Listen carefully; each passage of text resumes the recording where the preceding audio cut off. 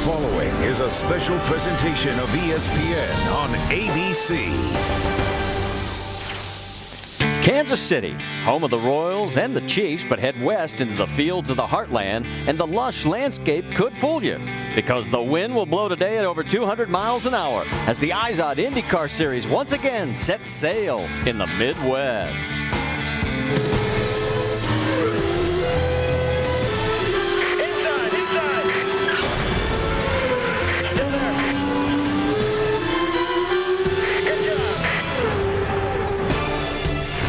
And we welcome you to the Kansas Speedway. It's stop number 5 of 17 races on the 2010 IZOD IndyCar Series Tour. And 27 cars in this field today. And there they are down on the pit lane getting ready to fire engines just a few moments from now. Let's check in on our IZOD IndyCar Series point standings after the first 4 races. And as you would expect, the guys that have won are up top. Will Power with 2 wins, followed by Helio Castroneves and Ryan Hunter-Reay, each with 1 point, or 1 win this season. Now, there is our points leader, Will Power. He is not going to be sitting on pole. That's going to go to Ryan Briscoe. And Helio Castroneves, of course, his other teammate, a 3-time Indy 500 winner. Let's hear from him, Vince Welch. Well, it is officially the month of May, this being May 1st, and anytime you talk about May and racing, you got to talk about this guy, Helio Castroneves. He'll look to join that elite group of 4-time winners at Indianapolis later this month. Is there anything that you can take from this oval race here at Kansas? I know things are a lot different than what you'll see at the Indianapolis 500, but is there anything that you can take from this race to the 500 later this month? You know, technical, actually the rules are completely different, but you can take the rhythm, you know, kind of like the momentum. You kind of understand about your competitors, you know, because when you go to the month of May, that's who you're going to race against. So that's the only thing basically you take, which is a lot, believe it or not. When you're going to the Indy 500, those small details makes a big difference. Well, Helio will certainly be one of the favorites at Indianapolis. One of the favorites today, this guy, his teammate Ryan Briscoe. Team Penske has won 3 of the 4 races this season. Ryan looks to get to victory lane today. What changes in the driver's mindset as you transition from the road and street courses to the ovals? Well, it changes it a lot. You know, the road and street courses, you drive so aggressively, and we're hitting curbs and bumps and always driving the car sideways. And you know, the ovals, you really got to take it down a notch and be very smooth and precise, and really work with your engineer on the very fine details like Helio was talking about. But I'm excited. You know, we were strong on all the 1.5 miles last year, and Indy, of course. And it's been a long time since Homestead, but I'm really excited to be back here in Kansas. Ryan Briscoe starts from the pole here today. Team Penske has won 3 of the first 4 this season, Marty. Thank you, Vince. And as you take a look at the statistics, remember the first 4 races have all been on road and street courses. That's the strength of Will Power. That's where he's got his 2 wins here in 2010. As you can see, he has yet to win on the oval. So as we come topside, we bring in Scott Goodyear. Let's talk a little bit more about Will, because it reminds me of the days when Sam Hornish was running the series, and it's just the opposite. It really is the opposite. I mean, with Will, he's so strong on the road courses, you know, and you speak to him here this weekend, you don't sense the same amount of confidence with Will here as you did maybe like at St. Pete's or Long Beach. So for him, he knows he just wants to get out of here with points. He even said maybe a top 5, and that's his thinking, because he knows he's in a learning process right now. That's the way Sam Hornish used to be. If I could get top 5 on the road course, I'd be happy. So it's interesting how it works, and they do have 2 championships, a road course championship for the series and an oval. But, you know, let's talk about the guys that have traditionally been right up there fighting with Team Penske, and of course that's Chip Ganassi's racing. But they've got a big surprise this year, their performance, or lack thereof, by the team. Last year's title chase was a knockdown drag-out with Team Penske, but errors by both Dario Franchitti and Scott Dixon, coupled with tactical errors and a few bad breaks, have left the team looking up from a very unfamiliar position. And here are the numbers to back this up, and you can see in 2009 each of them had wins at this point. They were 4th and 1st in the points. Look at it, they're tied for 5th, and look at the laps led, just 55 so far this year. Jamie Little. Well, it certainly hasn't been the start of the season that Scott Dixon or Dario Franchitti won. But the good news, Dario, you guys are back on an oval. And here at Kansas, the place, you guys, this team has won the last 3 races. With that said, how do you think this can affect the outcome? Yeah, the Target team has always done a great job here at Kansas. But, you know, last year and most years we've done a good job on all kinds of tracks. We just start of the season's been a bit slow on the road courses, and the street courses just didn't get we weren't making the right choices. I made some mistakes. The guys made some mistakes. So we're happy to be here in Kansas. We think the Suave car is good enough to win, but I think that number 9 Target car is pretty good too. All right, he's the defending series champion, looking for his first win here at Kansas. Marty? And he's going to be starting third today on the grid. As you see, there is the 27-car field. And as we mentioned, it is the month of May. 4 weeks from tomorrow, and we'll be at the Brickyard for the greatest spectacle in racing. Can Helio Castroneves win his 4th race at the 500? Or does Danica Patrick turn another page of the history book? Find out on ABC Sunday, May 30th. We'll be on the air at noon. This on ABC, presented by Izod, the official apparel sponsor of the Izod Indycar Series, available at Macy's. Honda, the engine supplier for the Izod Indycar Series. And Verizon, the network with the most 3G coverage. And the drivers are on the laps around the track here, being introduced to all the fans. The 27 cars on the starting grid as we get ready for race number 5 of the 2010 IndyCar Series Tour. You know, so far this year, 4 drivers from Andretti Autosports have redefined the team's position within the series. And the turnaround on the road courses has been led by Tony Kanaan and especially Ryan Hunter-Reay. With a 2nd at Brazil and a win at Long Beach, the question now is, can Andretti Autosport do as well on the ovals? And Rick DeBrule, we may be getting some of our answers early. Yeah, what a great start to the season it was. Not just a win for Ryan Hunter-Reay, but the first win for Andretti Autosport in 2 years. But they come here, and it's been a frustrating weekend, qualified 22nd. Did you guys find anything overnight to increase the speed of this car? Well, you know, there's no panic yet. I mean, this team gives us some great race cars. You know, we've only half the time we've been racing together. We've been on the podium, so we know we can get it right. We're working at it. We looked at some things from yesterday. We put one thing on the car to see if we have an answer. But the good thing is, the main picture is Indy, and we have time to sort it all out before then. And what do you want to get out of this weekend to take to Indy? What is you're trying to get out of this today? Well, you know, Tony last year had an issue with the car that he had to switch last minute, and there's some issues there that they're looking at, and you know, we think that the car is good. The Honda engine's definitely good. So there might be some mechanical drag that we need to work out, something like that. But it's definitely solvable for sure before the big picture, which is Indy. So we're not panicked here. We'll go out there. We'll have a good race today and head to Indy. All right, a great finish is great, but the warm-up for Indy is what really matters. Of course, his teammate is also a little frustrated with this weekend. For more on that, let's go to Vince Welch. Tony Kanaan won this race in 2005. He was 3rd last year in the same car he's running today, but we haven't seen many smiles from you this weekend. What's been the issue, TK? Yeah, Vince, I don't know. I think we haven't found the setup this weekend. We seem a little slow. We work on full tanks a lot, so qualifying wasn't going to be really representative, but I wasn't expecting to start this far back. But we got to keep a positive attitude. I think we do have a good race car. It's going to be tough, though, because the field is so close right now, but let's go race. That's all we can do.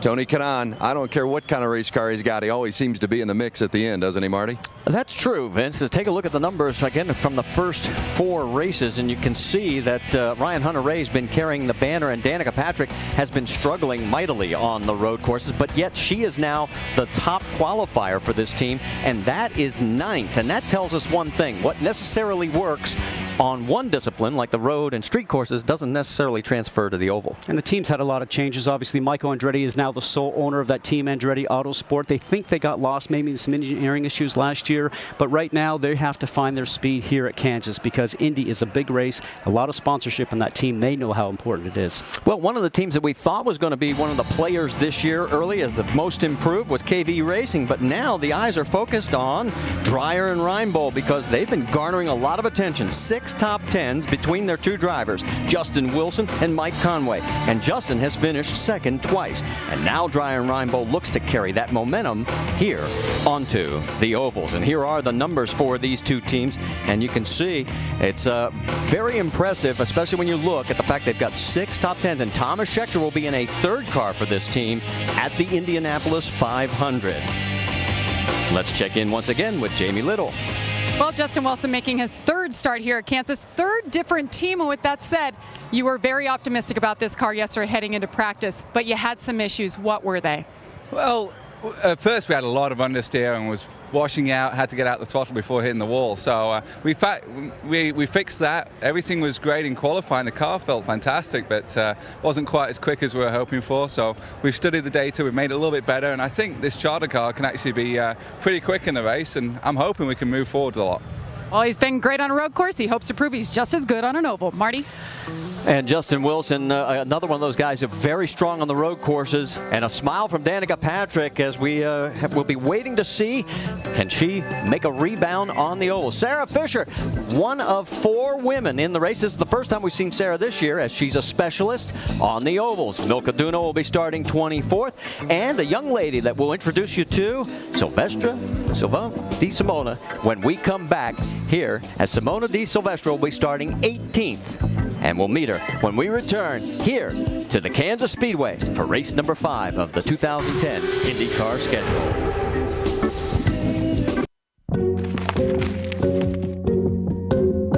I'd like to go to space, be an astronaut for a day. Not a bobsled driver. Definitely not that. I can say that. Football player, because what would it be like to get hit that hard, and what do you say to each other out there? And I mean, we know in golf and stuff they're probably not talking smack, but in football, I bet they are. An FBI agent.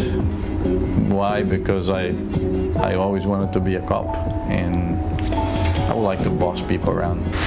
If I could be anybody or anything for one day, I have to say it would be Roger Penske.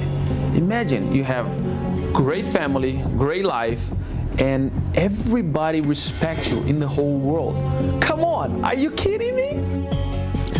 Scott, what about you? Well, besides being Elio Castroneves and a 3-time winner of the Indy 500, I guess I'd like to be a hockey player playing in the Stanley Cup Game 7. A lot of pressure, a lot of fun, a lot of excitement. Well, that makes sense. Coming from Canada, well done. All right, we have mentioned the fact we have 4 ladies in the field. There's Sarah Fisher. And we could potentially come the month of May at the Speedway have 5. Anna Beatrice could be a 4th member of Dreyer Reinbold. And look at the international flavor today. Venezuela, Switzerland, the USA represented amongst those 4 talented female drivers.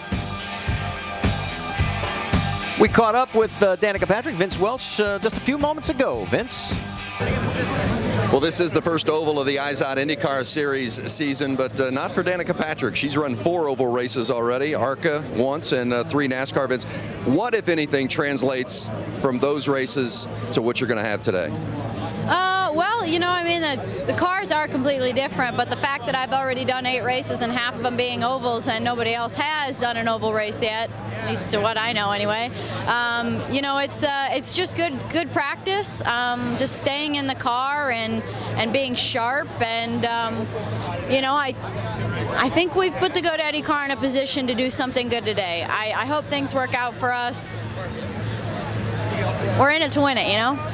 You said that you were looking forward to getting back onto the ovals after the road and street course results. A little more pressure today on the oval to get a strong finish? Well, I definitely feel like this is my place to shine a little bit more. You know, it's always so nerve-wracking going into the oval races, because on an oval the practice is done, but then the race is where you really all the action comes in. And on a road course, all the practice is where it happens, and then the race is just the race, and it's very follow the leader and very much just about maybe saving fuel. So I'm nervous now, but you know, it's no different than any other. Danica Patrick, she'll start 9th today, Marty. All right, thanks, Vince. Here are the numbers for both Danica and Simona. As Danica's best finish was 7th, Simona 16th, although Simona did lead laps at the first race of the year back in Brazil. This, of course, being her first career oval race today. Let's meet the young lady from Switzerland.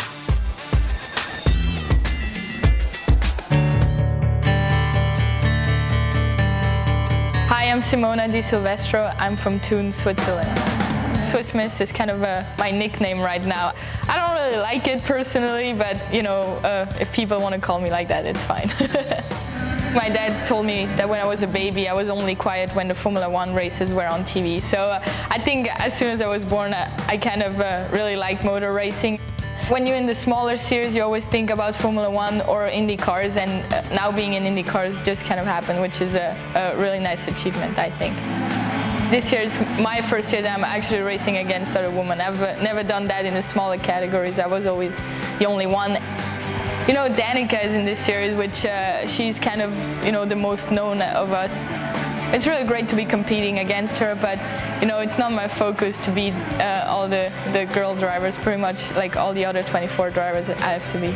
Leading my first laps in the series was in Brazil in the beginning of the year on the first race. It was really special to me. Simona de Silvestro, she is shown as the leader. We actually had a restart and I was leading, and I had Dario and Ryan behind me, so I had a bit of pressure there, but I think I managed pretty well. My goal for this year, it's really kind of to learn as much as I can. This is a very confident woman and somebody to keep your eye on. To win a championship or even the Indy 500 is a goal, you know. I think it's everybody's goal out there, but I'm really pushing forward to try to do that.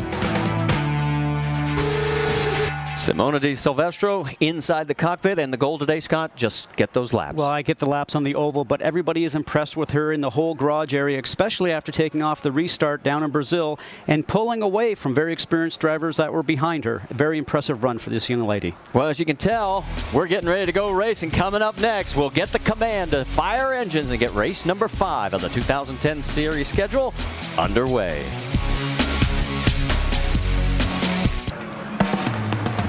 Back here at Kansas Speedway as the excitement continues to build for this race with 27 cars in the field. In fact, we'll give you the starting grid across the top of your screen. And you already know that Ryan Briscoe will be on point as we take the green flag. But there is one of the 2 cars going to the rear, the 26 of Marco Andretti and also the number 4 of Dan Weldon. What happens is the white line here is out of bounds, and drivers were told, even in qualifying, you go underneath that white line, your time will be disallowed. Both of those drivers did that. There's the white line, and they're both going to be starting further back in the field. Now, for Weldon, he came back in 04 at Richmond. He was 20th out of 22 cars to win the race, and he has a great track record here at Kansas. 2-time winner when he was driving with Target Ganassi Racing, and 2 other times.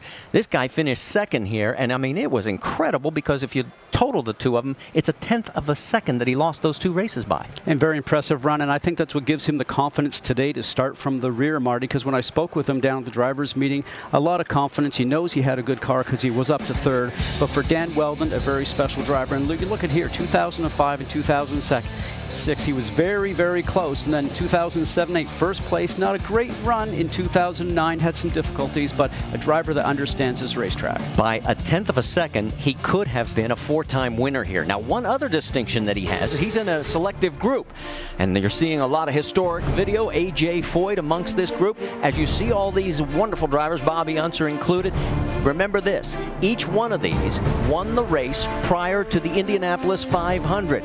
Mario Andretti in that group, as well as we mentioned Dan Weldon, and he was the last to do it back in 2005. Al Unser Jr., of course, in this group, and there is Dan as he was drinking the milk just a few weeks away. Can he do it again today? This is going to be fun to watch him come from the rear. Well, I think the thing for him right now is he's going to team up with Marco Andretti, who was also put to the end, and those guys were talking in the drivers' meeting, and Marco said, "I'm just going to follow you, Dan." Well, a 27-car field is about to get the command to fire engines. Remember, this is a 1.5-mile oval. Totally different track than what we'll see at the end of the month at the Indianapolis Motor Speedway. But the one thing you can take out of here is momentum, and that's what you want heading to the biggest race of the year. Let's go trackside to get this started. Speedway race fans, are you ready? It's time for those most famous words in motorsports. Please welcome the Senior Director of Finance for Time Warner Cable, Sharon Lindenbaum. Drivers, start your engines.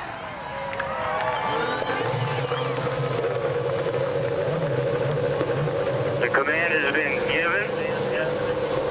Beginning with row 1. Pit text, let me hear you. Control, row 1 hot. Row 2 hot. 3 hot. 4 hot. Row 5 hot. 6 hot. 7 hot. 8 hot. 9 hot. 10 hot.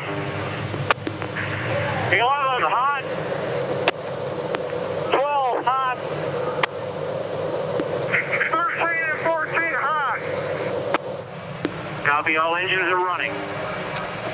And that's exactly what that process is. The IndyCar officials getting the word that all 27 cars have fired. Now there is Dan Weldon. He is going to also serve as our in-race reporter today. Let's see if we can talk to him, Scott. Dan Weldon, Scott Goodyear up in the booth here. Outstanding record here at Kansas. Couple of wins, 2 second-place finishes. You're at the back here today, though. Can you get up to the front and win this event? Yeah, absolutely, Scott. I think the National Guard Panther Racing team did a phenomenal job. We've been working hard over the winter. We've been really competitive everywhere we've been, and we'd like to continue that. We had a...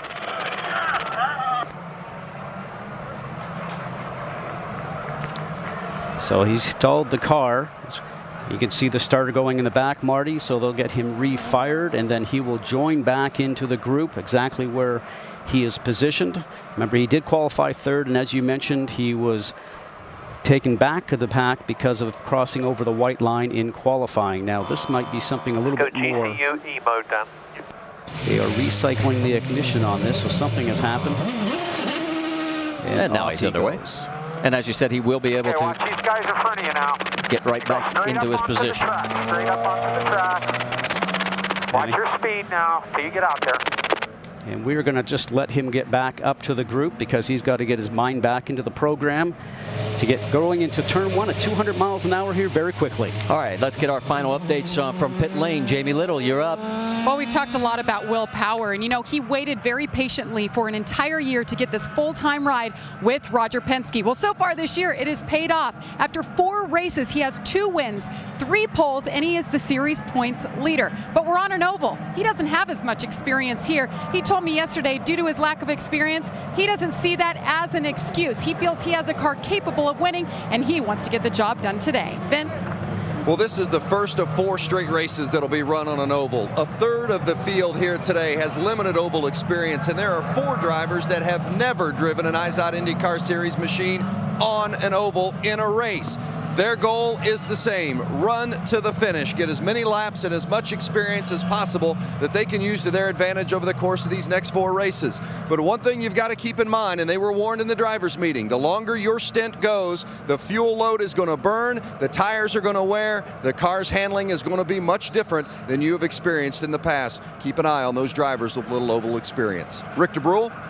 Well, another new driver this weekend is definitely no rookie and no stranger to the ovals. John Andretti out here with Richard Petty Motorsports and Andretti Autosport back here because he's going to be running at Indy. This is going to be a warm-up. Where else can you get a guy with this kind of experience? He's won an open wheel. He's won in NASCAR. He's won the 24 Hours of Daytona. So this is a warm-up to get ready for Indy, not just for him, but for the team as well. They pulled all these guys out of the garage. They pulled them out of the works.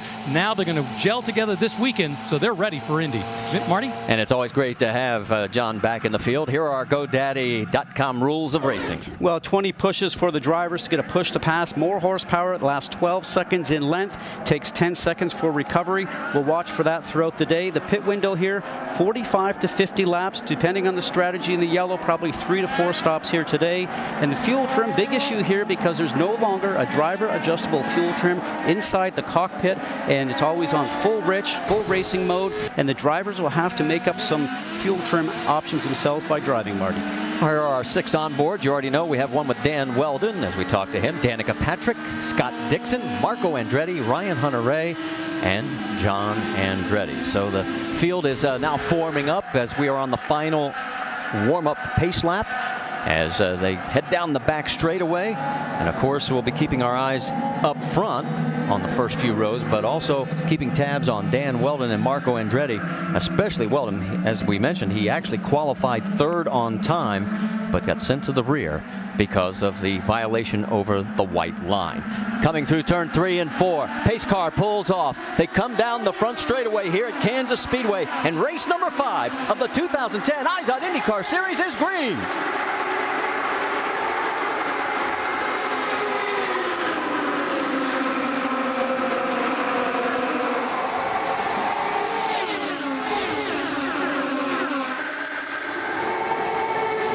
Fresh tires, 3 wide, through the corners, down the back straightaway and into 3. And already with the full fuel load, you're seeing the sparking as these cars are hitting some of those bumps.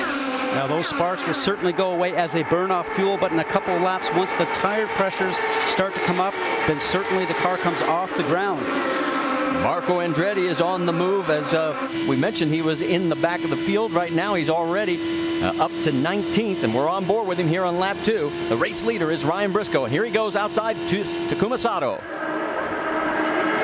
Helio Castroneves right there coming into your screen and leading this front pack with Vitor Mir right behind him, and then a 3-car wide routine, but they finally sort out. Mike Conway was sort of in the middle of that for a moment. Everybody said, well, cooler minds prevail. Tony Kanaan also in that mix. There you see him in the 711 machine. Now Tony's always one that gets the most out of his car, and we move up to the front here. Now we see the Penske and Ganassi run that's going on, and now for Ryan Briscoe, who was on pole and has the lead, and was certainly a disappointment, I think, for the Ganassi team, Marty, because they thought they would have a shot at qualifying on pole here and taking the points that go along with that. That's Hideki Muto right there in the 06, the 24 of Mike Conway. That is for position. As these two side by side with Tony Kanaan now sneaking up into this mix. It is still Briscoe, Dixon, and Franchitti, your top 3. And while all these guys are side by side, it's allowing that first group to pull away. And Mike Conway just still working to try to get past Hideki Muto. Now Conway sometimes doesn't have the most amount of patience. I'm sure his spotter right now is telling him, patience, patience, patience. It's a long race. You're wheel to wheel, 210 miles an hour. There's no room for error here. Well, you see the numbers in the battle for 6th right now, and you get a wider view here on the track. As the logjam really is further back. There's Helio Castroneves and Vitor Mir. They're still going after each other, hammer and tong. Battle for 4th. And now Vitor pulls behind. Well, not for long.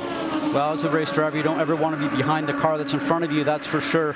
Right now, you should be getting into a rhythm here, starting just to get a feel for how the car is working. The tire pressures are up, the temps are up, and you're starting to see what kind of a car you have. Remember, since we qualified yesterday, the last time these cars were on track, we have the NASCAR trucks here this weekend, and they are actually been running here this morning, so the track is going to be just a little bit different. And that's a Goodyear rubber instead of Firestone rubber, and so you're right, a few laps to get it worn in. On board with Danica Patrick with Ryan Hunter-Reay, and Ryan has been on the move from the drop. He's up to 14th right now. Danica has dropped back to 13th, and she's about to get dumped to 14th.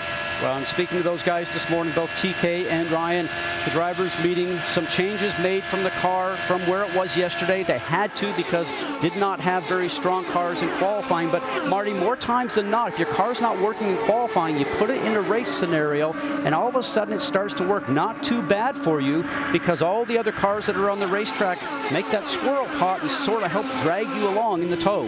Marco Andretti, who also started back in the back of this field, he too is on the move, as Andretti right now is in 15th position.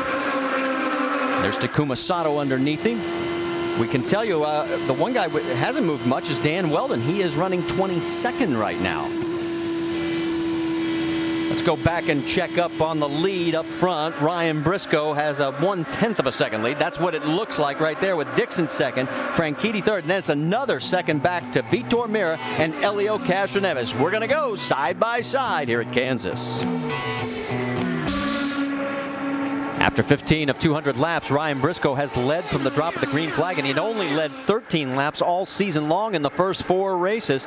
And as we mentioned, he's already led 15. Now you notice there's a change for second. You probably saw it on side by side. Here's what it looked like. It looked like Dixon just got a bit of a wiggle as he started to make it a bit of an aggressive move behind Briscoe. Maybe his car's not going to be working for him in traffic as of yet. Wait for him to make some changes during the pit stop. And actually what ends up happening here with Dario Franchitti, he'll turn around and end up taking second place, Marty. Jamie, let's get more on that 9 car. Well, Marty, actually what we've noticed down here, the wind is picking up, and that's exactly what Scott Dixon said. He said the wind has picked up and pushed me up the track. That was a big issue yesterday in practice, especially coming out of turn 4. There was a lot of push in the car. So right now, car seems to be just fine for Scott. It's just a matter of the wind gusts. John Andretti and Will Power sort of sliding back a little bit further. Right now he is 16th. Andretti is 15th as they are heading through the corner side by side, and right in front of them another pair of cars side by side as well as we look out the back of Danica Patrick's car. Danica right now running 14th. She's got her hands full on the high side with Rafa Matos. And for John Andretti on the low side there in the 43 in the Petty Andretti Autosport team car, what a job he did. Hadn't been in the car for such a long time. Came here for a one-day refresher earlier this week. Team was very impressed. He was right up to speed. Goes across the backside of the car in front. And what ends up happening with that, you lose the front end. You heard him get out of the gas. And then now he's back on trying to do the chase. All right, let's go back to the battle up front, because it is still Ryan Briscoe, Dario Franchitti, Scott Dixon. Then you can see Vitor Mirra off to the right in 4th, and Helio Castroneves rounding out the top 5. And here comes Dixon on the high side, looking to take back 2nd place. Now what he's going to hope is that Franchitti, being on the lower side directly behind Briscoe, is going to have to get out of the throttle a little bit, which he did, because he was falling behind some dirty air. He would have washed up the racetrack and into his teammate. So very smart move by Franchitti, lets his teammate go ahead. That might not be the case if it's down to the last lap or two, Marty, but right now, very early stages of this race, he knows what kind of mistake he could have made if he had kept his foot on the gas. The top 5 have pulled away from the rest of the field by 4.3 seconds. There you can see that top group.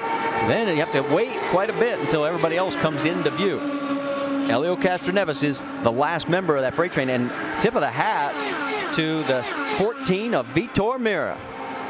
Here's the second group with Tony Kanaan leading that freight train. Hideki Muto, Mario Moraes, EJ Vizo, and Ryan Hunter-Reay is now in 10th, folks. And this car yesterday, I'm telling you, it was junk. It just would not work by itself. Jamie, what's the latest you're hearing? Well, junk was the word yesterday. Absolutely. He was 24th out of 27 cars in practice. I asked him what was going on. He said the car was so bad, they quieted the rear end, added a bunch more front wing, and the plan was to do even more overnight. That seems to be working for him. He's saying the car is just a bit loose right now on the first round of pit stops. He's just going to make the rear bar a little softer to help that out. So he continues. Vince, what have you got from pit lane? Well, Marco Andretti's having a fantastic run as you get a look at his teammate there, Ryan Hunter-Reay. But Marco started 26th, and he's up 15 spots. One of the additions of this Andretti Autosport team, Ryan Hunter-Reay, I think has been one of the keys to the resurgence of a Kanaan and a Marco Andretti. He has really raised the bar, and he's given another driver to that fold that provides data, setup information. It's been a real key to the success of this Andretti Autosport team, as you see that battle up front. And it is getting better, Vince, because Scott Dixon now pulls to the high side of Ryan Briscoe. Look at how close these are going through the corners, and this is what we're used to seeing here at Kansas. And remember, this is 210, 212 miles an hour, and it seems like Dixon is not content just to sort of sit back and maybe try and save fuel. I think he wants to get up front and lead some of this and maybe have an opportunity to collect some points for most laps led. There's your Firestone telemetry. Oh, so close, Marty. Look at that. The left front, the right rear. As we look at the telemetry right now. Still outside. Spotter information coming for Ryan Briscoe, telling him that Dixon is still outside. Some traffic is just ahead, already entering up into turn 3 and 4. Looks like the 66 of Jay Howard possibly they'll be coming up to. And as Briscoe goes up, he'll see down the stretch here that he's got to make a run at this. And I think Dixon is going to look to have a run around the high side. He wants to put his car in place, so when they come up to the traffic, Marty, he might be able to take advantage of that. Oh, so close. He's tucked right up underneath him. Now goes to the outside once again. Traffic in front of him is the 34 of Roman Cini. Whoa, that was close. Yes, the 34 cars are identical, that and the 66 with Jay Howard, but the traffic will stay on the low side as they were instructed through the drivers' meeting. And on the back side of that now, as they've been fighting, Dario Franchitti in the 10 machine is now coming into play. So the top 3 still running very close together. Briscoe, Dixon, Franchitti, then it's another second back to Mirra and Helio Castroneves. Stay with us. We've only got 28 laps, now 29. After this message and a word from our ABC stations.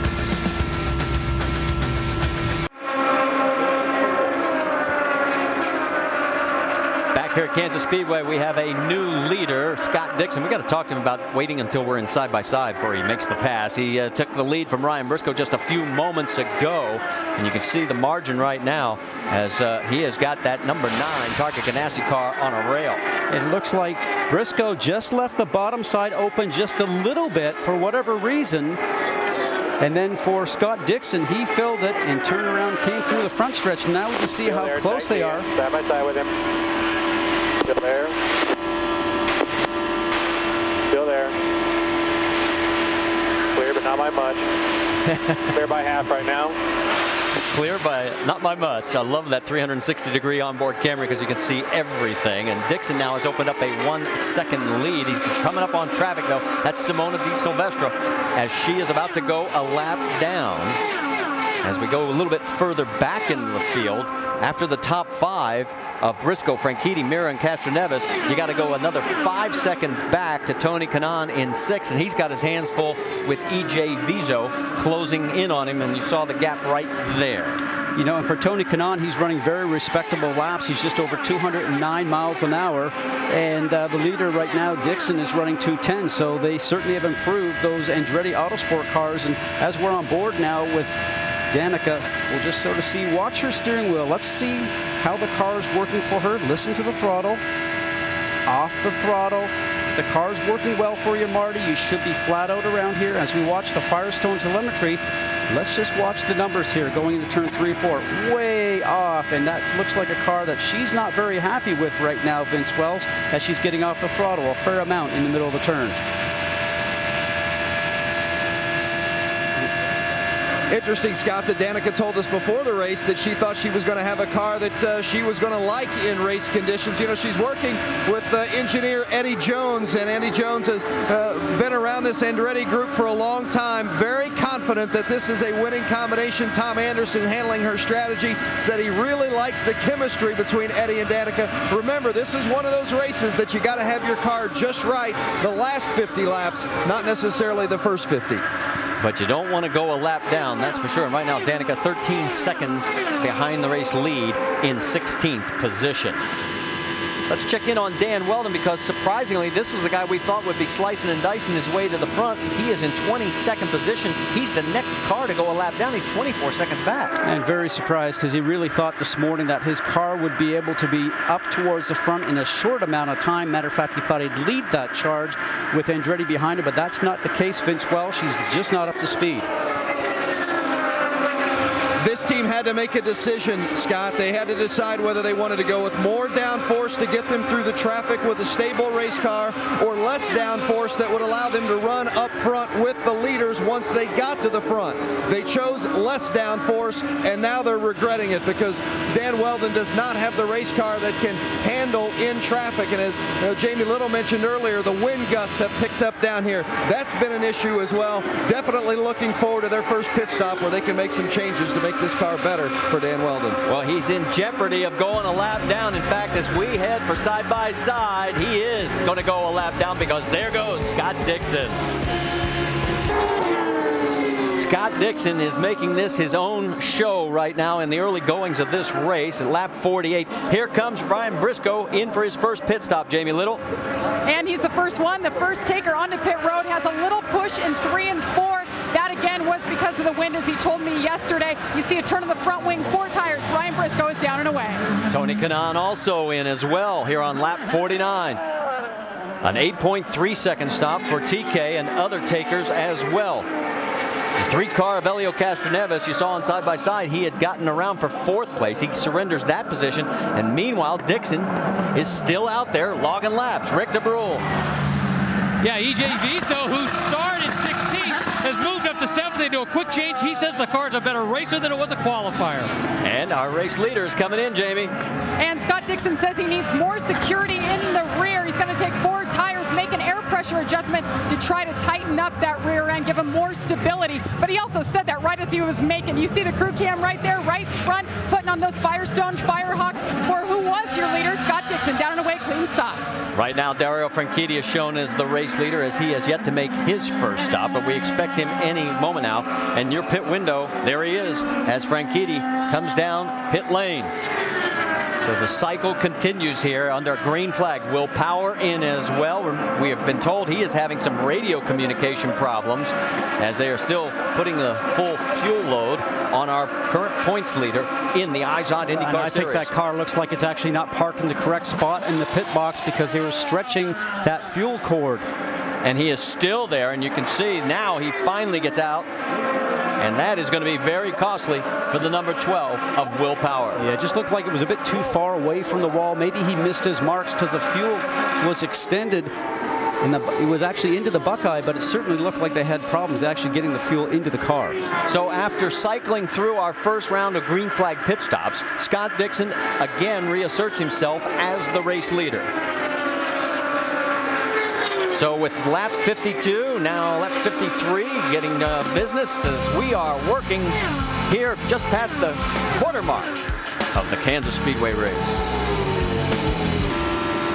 The NBA playoffs continue on ABC Sunday. First at 1 Eastern, it's the Bucks taking on the Hawks. Game 7 of their first round action.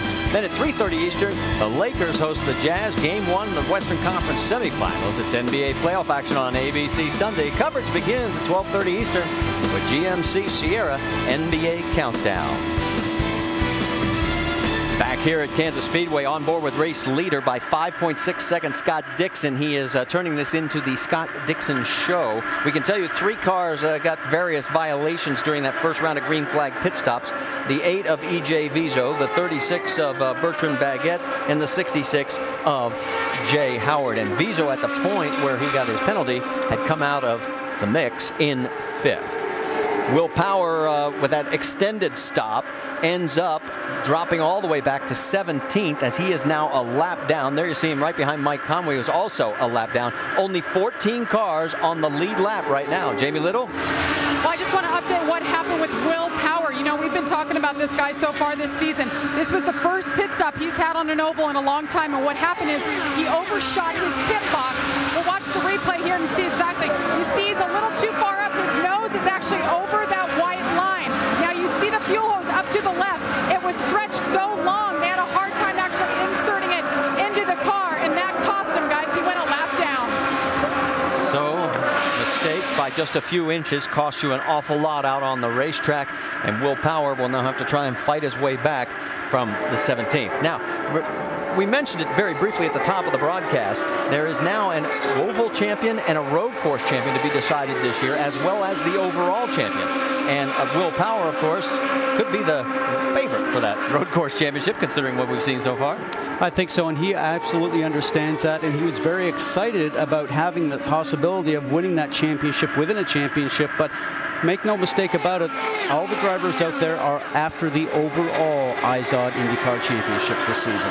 So as Will Power continues 1 lap down in 17th, there is your race leader, Scott Dixon, and he has now opened up a 6-second lead. Scott, I mean, right now he is turning laps much, much quicker than everybody else. Consistently in the 2:10 range and not having any problem at doing that. And I think the other guys are having problems around traffic a little bit. He got through traffic once he had that little bobble with his car, Marty, and then at this point now he's got clear sailing up ahead of him. You saw the gap to second place, Dario Franchitti.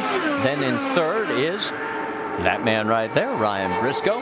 Behind him is teammate from Team Penske, Elio Castroneves. And then you're going to have to drop even further back, almost about 5 seconds to be exact, to catch 5th place, Vitor Mira. And that rounds out your top 5 here at Kansas. Now, we mentioned the fact that these guys have the push to pass. It gives you 12 seconds of extra horsepower. And Elio Castroneves just used his, we can tell you. He now has 18 left. The top 3 cars have only used it once. You get a total of 20. There's Milka Duno right in front there as she is a lap down.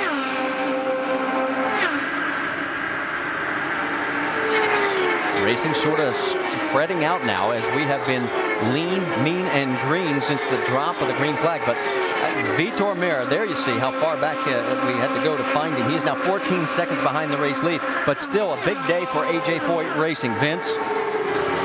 Indeed, and it's interesting because A.J. Foyt is actually not here. He's at the Kentucky Derby, one of those rare instances where A.J. doesn't make it to a race, and he made that phone call earlier today to see how things were going, and the guys were very happy to tell A.J. that things were going just fine without him. I think A.J. took that in stride. Certainly happy the way that Vitor is running, and they did not make many changes. They just made a half a turn of front wing to give Vitor a little more flexibility in his in-cockpit changes, as you see that 9th place battle on your screen. Yeah, it was 9th place with Mario Moraes in the 32. Hideki Muto right there is under attack from Takuma Sato, and Sato in 11th. This is his first time ever in an oval race. And he had his finger on the push to pass there to try to make a move past Hideki Muto, but did not get it done. He's going to learn as he gets more experience on the oval to time it correctly. He didn't look like he had the car set up in a position that he could actually take advantage of that push to pass, and what he needs to do is to have a run on him, make sure it's clear ahead, and then push it just when he's getting into the draft so he can actually get himself up and around the car in front. It gives you 12 seconds of additional horsepower, and then it takes 10 seconds to recycle before you can use it again. Checking in on the last car on the lead lap, 14th place right now is Danica Patrick, waiting for her to come into view because she's about to go a lap down. Right behind her there in the red number 9. Here he comes. Your worst nightmare right now, Scott Dixon. And Marty, she knows that because she will hear on the radio that from the spotters and from her pit box that the leader is behind her, so she'll push as hard as she possibly can. She's done a great job now by getting a car just in between her and the leader, Scott Dixon, who you ride on board with right now. But Dixon is going to very quickly be able to catch up to her. She can see in the mirror. She can see the car coming, and as a driver, you try to find just a little bit more out of the car through the turns because you don't want to go a lap down. And it has given her a bit of breathing space. We just heard her on the onboard again, having to breathe that throttle. Yeah, and when you roll off the throttle just a little bit, that's when your car's not really too good, maybe in one particular spot. But when you lift off at a huge amount like she's doing, that means she's really pushing the car and trying to get a lot out of it and really taking it to extremes.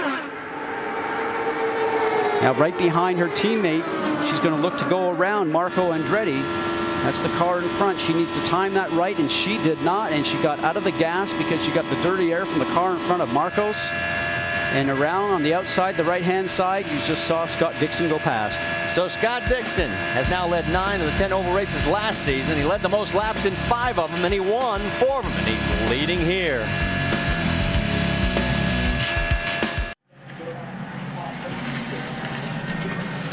We are under our first caution here. It came out on lap number 73. E.J. Vizo got loose, slid up towards the wall, and unfortunately touched it. You see the car on the top of the screen just a little bit too high, not down in the black section where all the rubber is. The car starts to walk itself up, and when you feel the car start to move like that, you can't turn the steering wheel very much. You can't get off the gas. You can't touch the brakes. You're just along for the ride. You can see as it starts to enter up into the gray, you can see the dust start to come off, and then you are sucked just up into the wall, and so he is out of the event. Suspension on the right front, as you can see, is bent badly, and the damage there. So how many cars do you think take advantage of the pit stop, because it hasn't been that long ago since we did pit? Well, we've got about 26, so I would think that anytime there's a yellow here in the oval, I think you got to bring it in and you got to take advantage of it because you're going to go down a lap. So we'll wait to see what the leader does, and as a driver that's behind the leader, then you turn around and you make the follow, and that's what's going on. And the tough break for Marco Andretti. He's going to have to stay out. He was the last one just past to go a lap down. We have 12 cars on the lead lap, and they're pulling into pit road. Check out our Apex Brazil triple pits. Jamie? Well, it was such a short stint. The cars didn't really change. I know that leader Scott Dixon said his car is better. They made an air pressure adjustment on the first round, said he was better. In the middle, Dario Franchitti getting fresh tires, filling it up with fuel. No changes for him. Ryan Briscoe was your pole sitter. No changes for him. 4 tires all down and away. Looks to be all cleared, clean stops. Marty? All right, thank you, Jamie. As we see our race off pit road, Scott Dixon, Dario Franchitti come out where they went in. Helio Castroneves picks up 1. Ryan Briscoe drops 1. And boy, 4 picked up by Ryan Hunter-Reay up to 6th. How about that? We're going side by side. IZOD IndyCar Series at Kansas on ABC. Presented by IZOD, the official apparel sponsor of the IZOD IndyCar Series. Available at Macy's. And Firestone, the first name in Indy racing. All right, a lot of things have happened during this first caution period. Coming off of pit lane, watch the 3 cars that are basically going to try and squeeze into a space that won't handle 3 cars. And on the far left, it is Milka Duno. And keep an eye on right here, Takuma Sato, the sandwich in that meet. And she should understand there's a car beside her. She has to look in her mirrors, and also the spotter should be telling her what's going on. And so for Dan Weldon right now, very lucky for him, he did not get taken out in this also. And I got to believe there's going to be some adjustments made in those front steering tie rods possibly when you get a bump like that. And then this is what happened with Ryan Briscoe. He's only got 3 wheels. What happened, Jamie? Well, they definitely had a miscue, and they thought they had some damage on their front wing, so they brought him in for the second time, put new tires on it, and made a front wing adjustment. It was kind of unclear. He just brought it in and said he thought he had damage. So Briscoe now comes back out in the 11th position. We only have a total of 16 cars right now on the lead lap. Some of those are those that stayed out, including Marco Andretti, Matos, Will Power, and Mike Conway. And lucky for Briscoe, otherwise if this had been underneath the green, he would have went down a lap. That's right, his race could have been over. Let's check in with Rick DeBrule. He's caught up with EJ Vizo. Yeah, very frustrated, EJ Vizo. You had a great start, started 16th and moved up very quickly. What happened? Well, we were running very fast, and I'm very sorry with the team, with the people that support my career. I just did a mistake. I went a little bit wide and just hit the marbles trying to overtake Matos. Car was amazingly fast. I think that we definitely have a huge potential in ovals, and we need to get better in street and road courses, but it's just one of those things, trying, and very disappointed. You had the drive-through penalty. Were you trying a little too hard to catch up?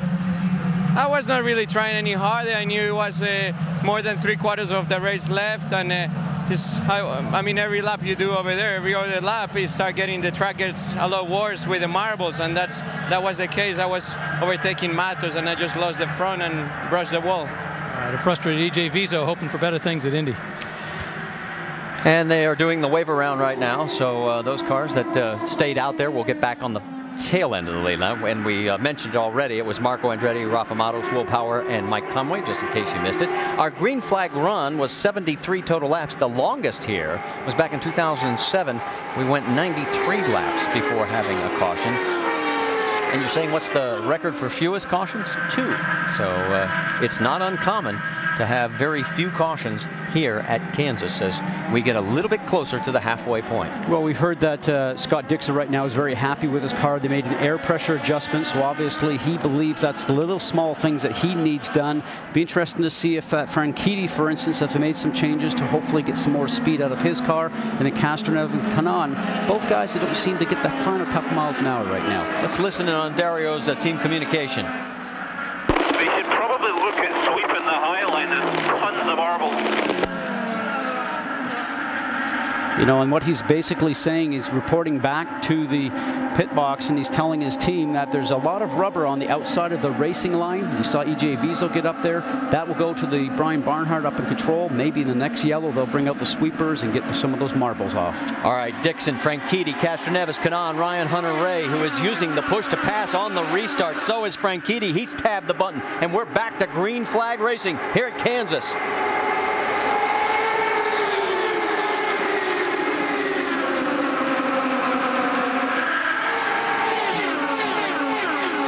Too wide through the corner. Are they going to try and make it 3? It looks like they will further back in the field. That's Marias in the 32. Now he goes low. The Lotus machine, you see at the back of that one grouping of Sato. He's probably getting a big learning experience right now because of all those cars that are in front of him, giving him all that disturbed air. He'll be feeling things that he's really never felt before. Just the buffeting inside the cockpit that he will feel. The light steering wheel occasionally as he's now right behind the number 6 of Ryan Briscoe. Remember, Briscoe has dropped all the way back to 11th position.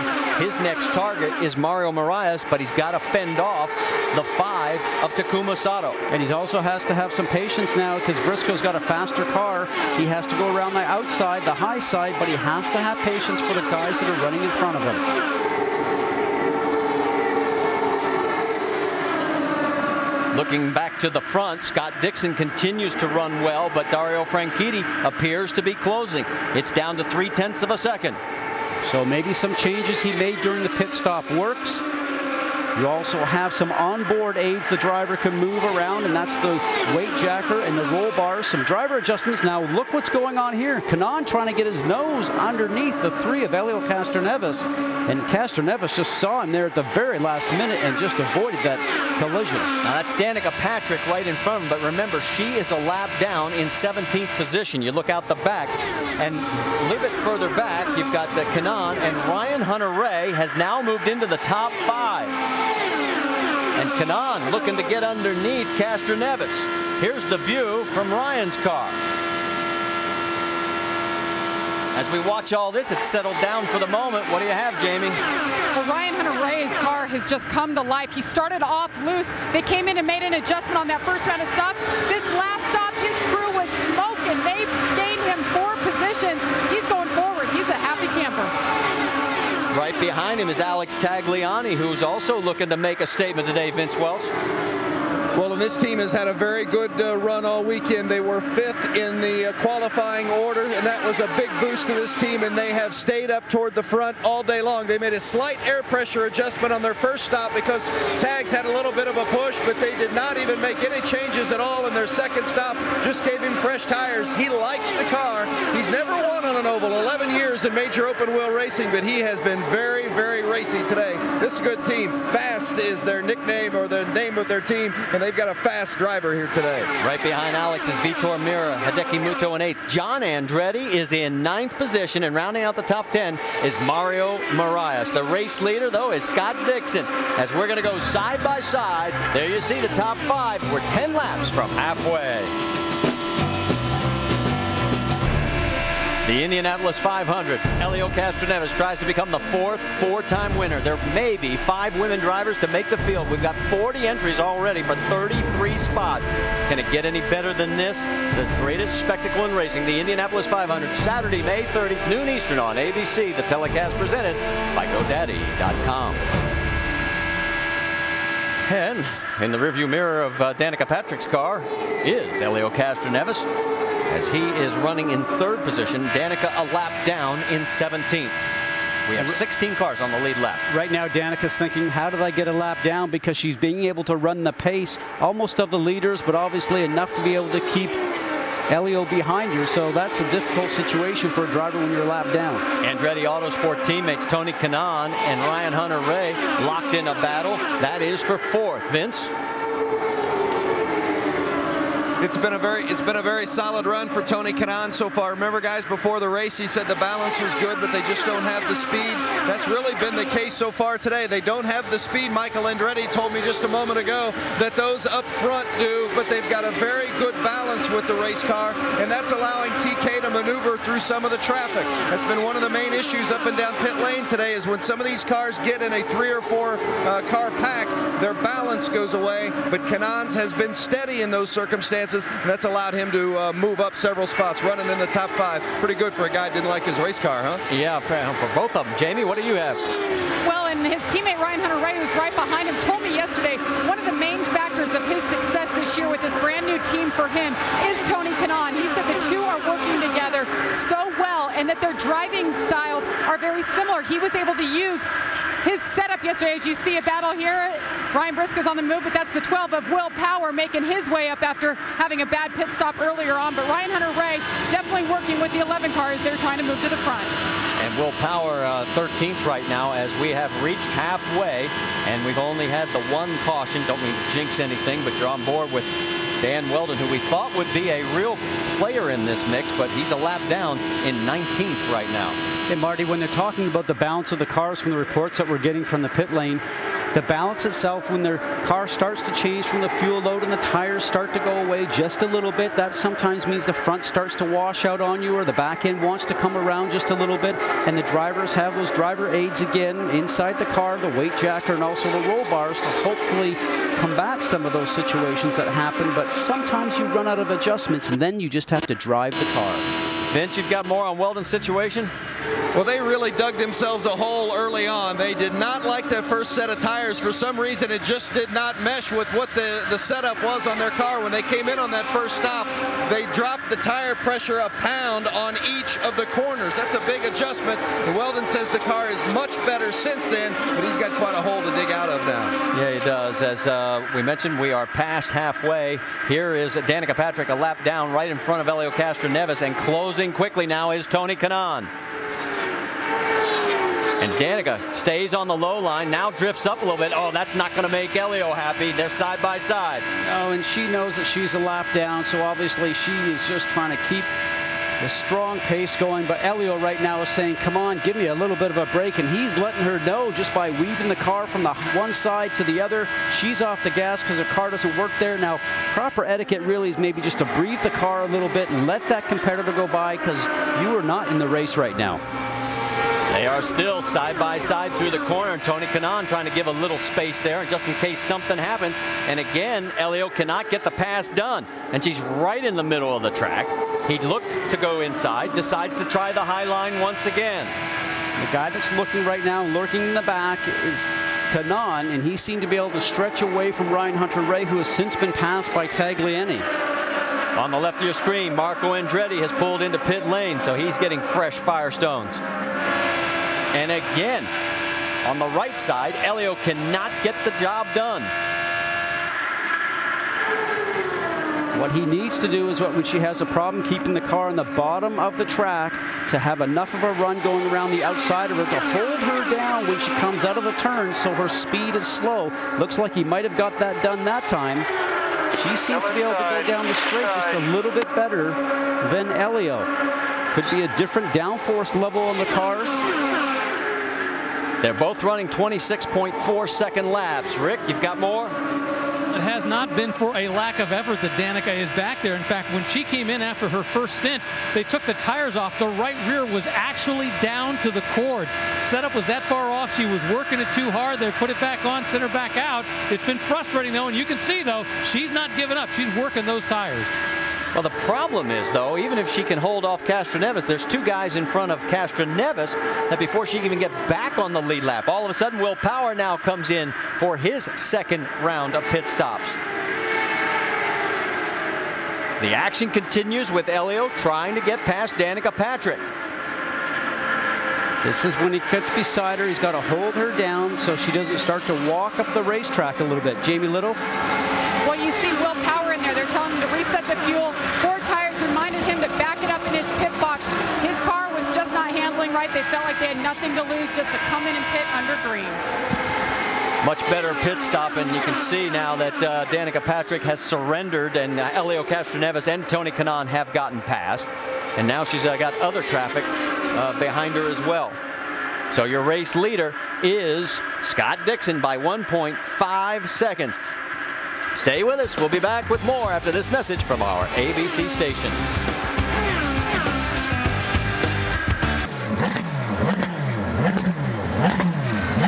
Back here in Kansas, Danica Patrick brings change tires. Minor air adjustment pressure on the left front, but other than that, they've sent her back out.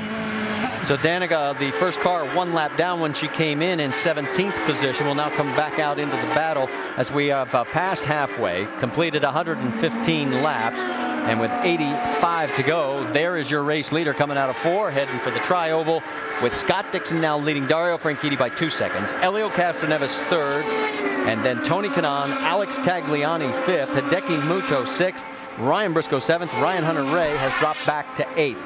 And as you look at our Firestone lap leaders, Team Target Ganassi has now totaled more laps led in this one race than they had the first 4. So a big rebound today for the team in red, and we should say blue.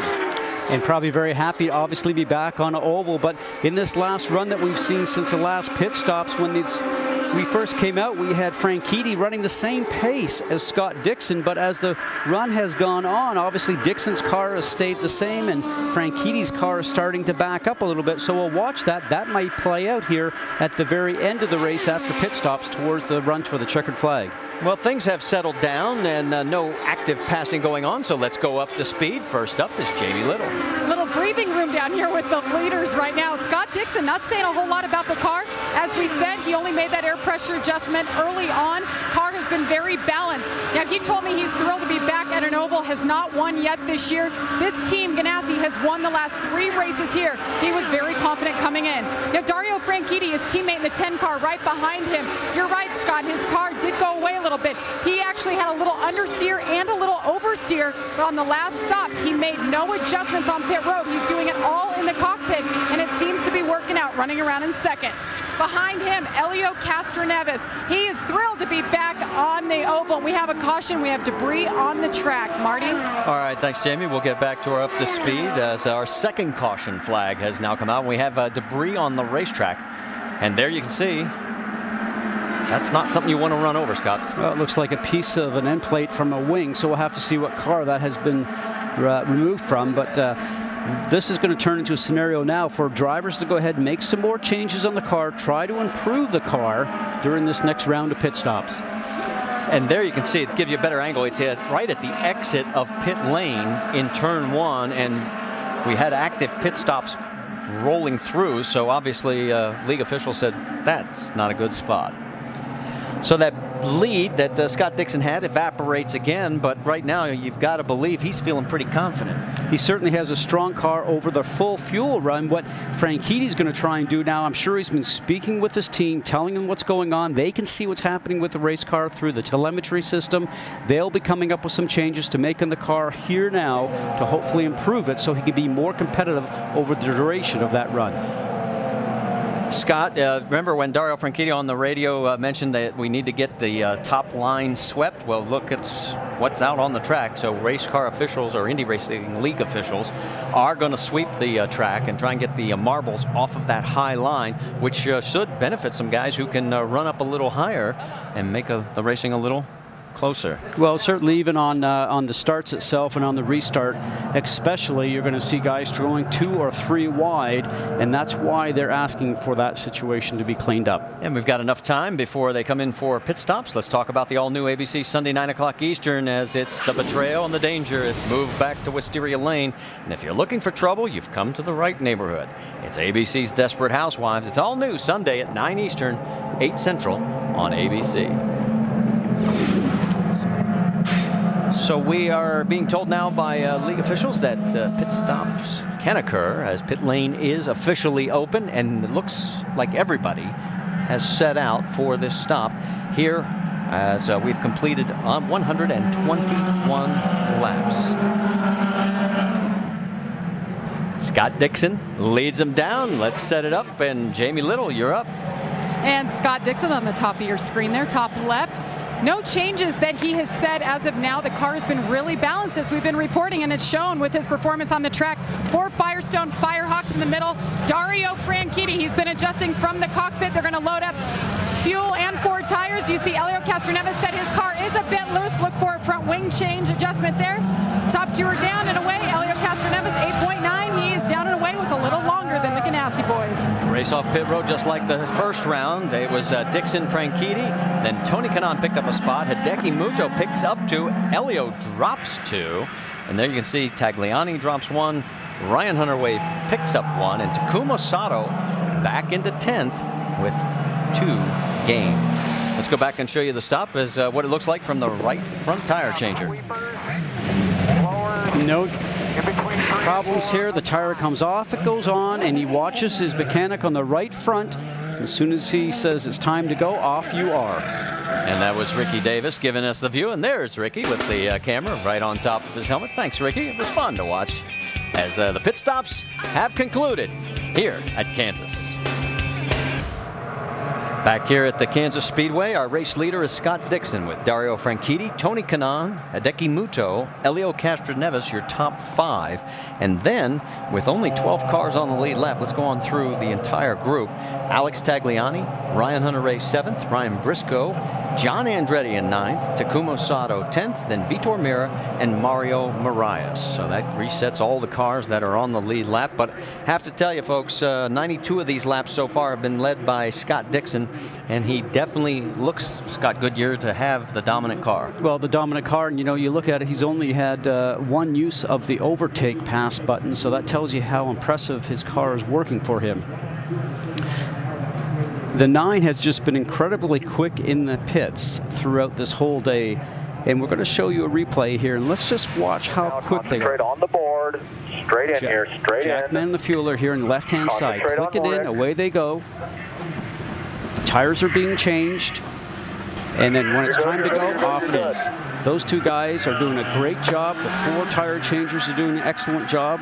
The crew's looking on saying, hey, I've made TV. There you go. Good job, guys. And that comes down to the driver coming in, Marty, stopping on his marks and making sure that he's put the car in the correct placement. We saw earlier today Will Power having that difficulty and how hard it was for the crew to do the work and service that car, especially with the fuel nozzle. And these are things that are done throughout the week with the teams in their garage area back in Indianapolis, and they practice pit stops throughout the week so they have perfection here on weekends. 6 cars got the waiver, and we'll give you that update in just a moment. But first, let's check in with Jamie Little.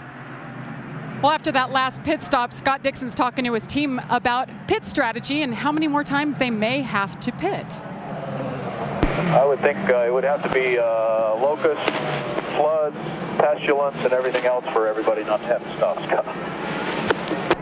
Tempo. Well, 73 laps left to go and 48 to 50 on a fuel run. That's probably going to be the case. Well, let's give you the waiver rounds. It was Will Power, the 24 Mike Conway, Marco Andretti, the 66 of Jay Howard, Rafa Matos, and Danica Patrick. So they are now all on the tail end of the lead lap. We mentioned already Dixon, Franchitti, Kanaan, Muto, Castroneves. That is your top 5 as the pace cars pulled off, and we will be going back to green flag racing the next time by. And the group after that is pretty stellar also. Tagliani, Hunter Ray, and Briscoe, and John Andretti, very impressive all the way up to 9th. Look at the pit stops that Ryan Hunter-Ray has gotten today. Picked up 4 on the first, and then 1 more on the second. And he's done a lot of it, the rest of it, on his own with some great driving. And a lot of times when your car is not very fast by yourself or in qualifying, we mentioned this earlier in the show, how he just was so down last night when we spoke to him. Didn't think that he had a race car, and very disturbing because he's working very hard to continue with the series throughout the whole year. He's currently 3rd in the points championship and coming off of a win at Long Beach. His whole focus is to be competitive, and he did not think he would be today, but when cars are on the racetrack, you get that advantage of the toe around there. I think it's helped them. Well, and we should point out we had to go 1 more lap because the 32 and the 12 were not in the proper alignment. And also, I would need to correct myself, those cars on the waiver round, they were 2 laps down. Now they are now 1 lap down. So that still means we have 12 cars on the lead lap. Here we go. Ramp up the speed. Green, green, green. And you heard it. We're back to green flag racing, and all 5 of the top 5 cars are hitting that push to pass.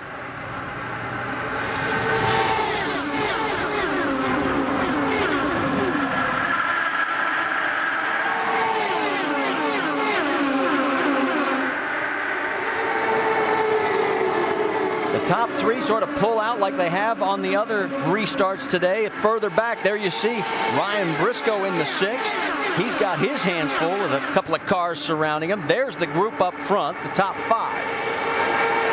And there's where you see your logjam, the 43, John Andretti alongside of Takuma Sato, and that is for position. And give Sato a lot of credit because he's not really had a great scenario so far this year, as Tagliani now makes a swerving move and goes underneath Ryan Hunter-Ray. You see that black and white BMW car on the bottom. Ryan Hunter-Ray now on the high side, and if you're going to make a pass, if you can get underneath the driver in front, you might just get it completed. Vitor Meira in the 14, he's looking to go underneath. There's no room there because Sato is already in that spot.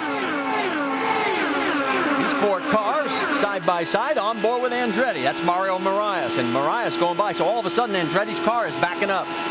And he is a driver who has used all his push to pass opportunities so far, has used all 20 of them. maybe he might rethink that when he gets to the Indianapolis 500 next month, because in the scenario when you come down to a run towards the checker with only a few laps left to go, you want to have just a little extra possibility of pushing that button to get going. What's the latest on John Andretti, Rick? Well, early on, he was pretty frustrated with the car. He said he just couldn't pass anybody. He wanted a wing adjustment. But think about this. Once again, this goal race, his only goal was just to get laps down, to get comfortable, both with the team and with the car. All things considered, when you look at what he's doing right now in terms of how he's running, this is a very impressive trial run. Oh, and that was so close. As you finish up, he went below the line, knew he was out of bounds, pulled out of the throttle, and then still almost ran up the hill. Well, as he goes into that turn, Marty, that white line, that's the hinge point between the banking and the flat of the track. And he certainly got not only caught on that, but the two cars in front just sort of washed out the front wing for him, and that car went up the road, and lucky to keep it going. And we need to correct one thing. Our data on John Andretti's push to pass is incorrect, so we don't know exactly. For some reason it is showing 0, but that's not necessarily the case. We have been told by our data group. The others that we can have told you about are accurate. For example, Scott Dixon, our race leader, still has 18 pushes out of the 20 remaining. So Andretti continues running in 12th. He's the last car on the lead lap.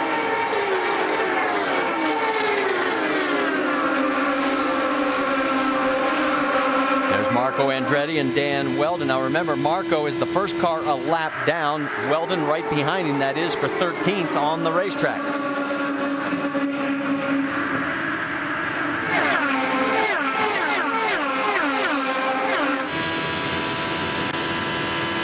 Dan Weldon, we thought he might be fighting for the race lead. That has not been the case today. It has been all about Scott Dixon for 103 laps. Ryan Briscoe's led 31. Dario Franchitti has led 2. It's Dixon, Franchitti, Tony Kanaan now 3rd, Hideki Muto 4th, Helio Castroneves 5th. We go side by side.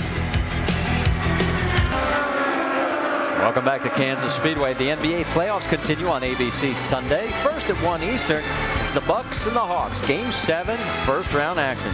Then at 3:30, it's the Lakers and the Jazz. Game 1 of the Western Conference semifinals. The NBA playoffs on ABC Sunday. Our coverage begins at 12:30 Eastern with GMC Sierra NBA Countdown. Not much of a battle up front. It has been the Scott Dixon show. He's a half a second ahead of Dario Franchitti. And Marty, since that last pit stop, we've had just about 22 laps, and I've been watching the speed here, and Franchitti starting just to slow down just a little bit, like a 1/10 of a mile an hour per lap, and this is when Dixon seems to be able to stay strong and consistent, and now we're starting to see Franchitti back up towards where he was before. Well, and that's been the trend all race long. He is stronger as the run gets longer. This is a great battle on the track right now for 4th. Hideki Muto has it. Ryan Briscoe wants it. Rick? Hideki Muto came in here with the setup that they used for Graham Rahal. Now, he liked the road course setup. He wasn't so comfortable with the ovals. He qualified well. At one point, he slid back to 10th. Now he's worked his way back up to 4th. He's been having this battle with Ryan Briscoe for about the last 3 laps. He's much more comfortable on the low side. His spotter, Lee Orbach, coaching him all the way around, making sure, telling him it's his line. Hold it, guard it, and then go after Tony Kanaan. He keeps fighting him off. Well, and remember that 06 with Graham Rahal behind the wheel sat on the pole at this race last year, and the Newman Haas Racing machine right now doing a great job as Hideki, as there's Ryan Briscoe pushing that push to pass button again. He's now down to 10. He's pushed it 4 times that we've been able to watch during this battle, and he has yet to be able to complete the pass. Well, and he's got to also sit there and look to see that. I might not have anything for the first 2 guys, the leader and Franchitti, but, you know, maybe possibly for Kanaan. But Kanaan's not really stretching away there too much. And when he tries to use his push to pass, he's used 10 of them so far. Couldn't get it done, but you want to leave some for the end, as we talked about before. Vince Welsh, you have something on Tony Kanaan? Kanaan says the wind has really been an issue down in 3 and 4, and we've seen several of the cars dealing with that today. But as far as the balance of TK's car, he really likes it. They didn't make any changes with the car at all on the last pit stop. Says he's got a little bit of an understeer, but he can work with the tools inside his cockpit to help him where he needs it. The main thing is they just don't have the speed to contend with those 2 Ganassi cars up front. Remember how TK told us in the pre-race the car just wasn't very good, and he told me earlier, he said, I have no magic wand, I can't drive it beyond what it's got, but it seems like TK has maybe put a little magic on it today, running 3rd much better than what they anticipated coming in. And a little bit further back, Takuma Sato may have found a new discipline. This is amazing, folks. His first ever oval race in an IndyCar, and he is 6th.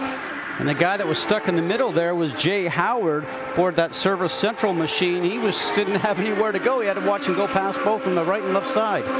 Castroneves gets back around him as Sato hits the button. That's what it means when the light goes green. And he is etched ahead of him. Now it's back to side by side. Who's going to take the spot? This is fun to watch. And I don't think any of us would have picked Sato as the guy to watch. Rick, what do you have down there? Well, actually, he's been pretty comfortable with the car. They haven't made any major changes, except they had to replace that front wing because he got together with Milcaduno, as you saw earlier, coming out of the pit lane. He started 11th, went back to 19th at one point, and now has worked his way back up through the field. And as you can see, for a guy who's never run on an oval before, and I mean ever before this week, he is doing a phenomenal job. The goal was to get comfortable. He's done it. And Castroneves just used the push to pass to open up some ground on Sato. He is now down to 12 pushes of the 20. Again, it gives you about an additional horsepower and a half, or mile and a half hour, more than 7 to 9 horsepower. Let's get more on Helio Castroneves. Jamie? Well, it's interesting. You watch Helio. He ran behind Takuma Sato for a little while. Before this race, Helio told me this is a great place to learn these rookie drivers, what they're capable of and how you can race them. Going into the Indy 500, that's what it's all about. Helio is sitting out there. His car is pretty good. It's a little loose, but I think he's watching these rookie drivers and just learning how he can race them. All right, thanks, Jamie. As there is the numbers on Helio right now, as it is a 6-second margin to the race leader, Scott Dixon. But the two Penske cars that are on the lead lap, Will Power is a lap down in 15th. You saw them there running nose to tail.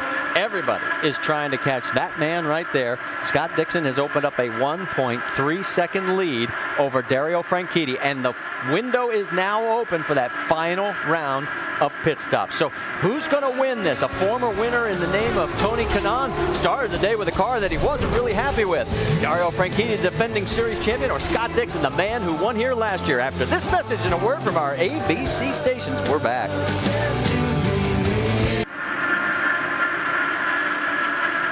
.40 laps remaining here at race number 5 of the 2010 IZOD IndyCar Series. We're at Kansas Speedway, where it has been the Scott Dixon show for the most part. Scott has now led 127 laps. We told you right before the break the window has opened. Here's Marco Andretti. Maybe his car is not working well. Remember, he's also some laps down, so for him, maybe make the car feel a little bit better for him, make some changes, see if he can improve it, get some information for the race at Indianapolis. And Ryan Briscoe also peels off, and Jamie, his car got a little loose. He lost several positions right before this stop. And he did. Last pit stop, he put scuffed tires that he qualified on.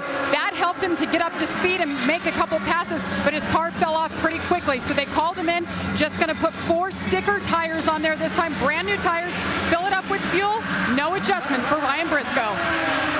Pressure on these pit crews now because these green flag stops. As you look at Tony Kanaan and Hideki Muto, former teammates, now rivals, that is a battle for third on the racetrack. Muto really looking good today.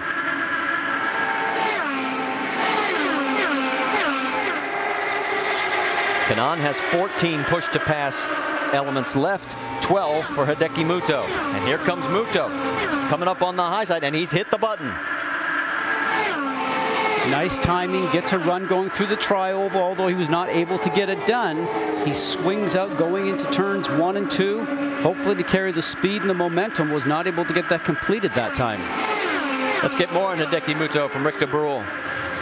And I talked about the fact that his spotter was up there guiding him through. It's been interesting. He keeps talking about momentum. Make sure you don't lose your momentum. He said, get up on that gearbox, make him worry. Now he's trying to go around the outside. The goal, once again, whatever you do, don't drop back. Don't lose ground to Kanaan. Make the move on him if you can, but what the team is telling him to do is at all costs, don't do something that's going to drive you up, make you go back so you lose touch with Tony Kanaan. And you saw they're 8 seconds behind the race lead, but don't feel bad. Everybody's behind the race leader by at least 2 seconds as Scott Dixon continues to pull out the longer this run goes. And this battle continues for fourth position or third position on the racetrack. That is Rafa Matos in front there, and Rafa is 3 laps down in 23rd position. So he'll give way as Tony Kanaan looks to go underneath. And for whatever reason, that wasn't good for Muto because he turned around, got off the gas a major amount. Mario Marias in 11th, the last car on the lead lap. And Rick, we're going to send it your way.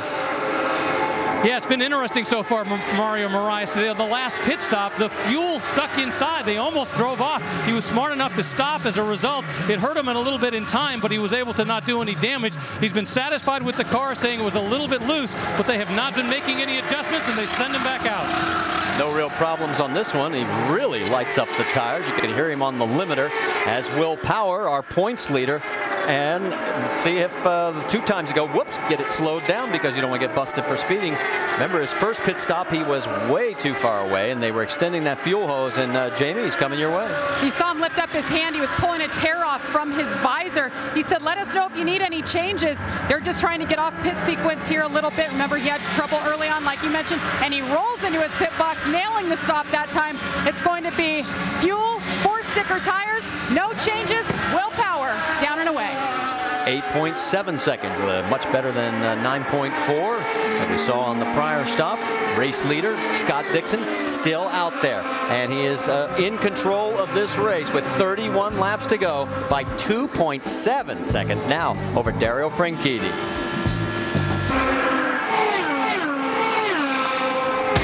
John Force will turn 61 this week, but he's not slowing down. The 14-time funny car champion is leading the points with 3 wins this season. At St. Louis, he's looking for back-to-back. Larry Dixon leads the top fuel points, 3 wins this year, but he's never even been to a final here in St. Louis. Qualifying tonight at 9, final Sunday at 7. And that's all on ESPN2, and we'll look forward to that. That's a tough track to get a handle on, as there is Ryan Hunter-Reay. He was running at about the 9th position as he came in for his last stop. He's got 4 fresh tires and enough fuel to get him to the last 26 laps. And here again, Scott Dixon still out there.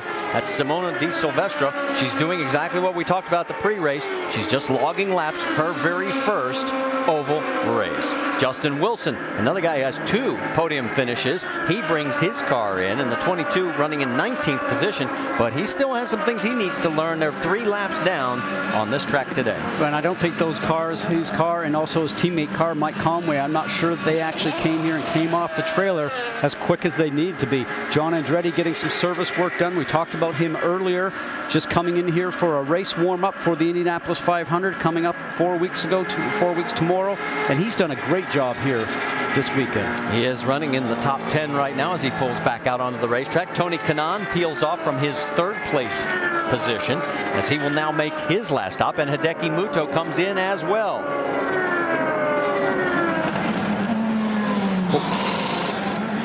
4 tires, no changes it looks, and then Vince Welch.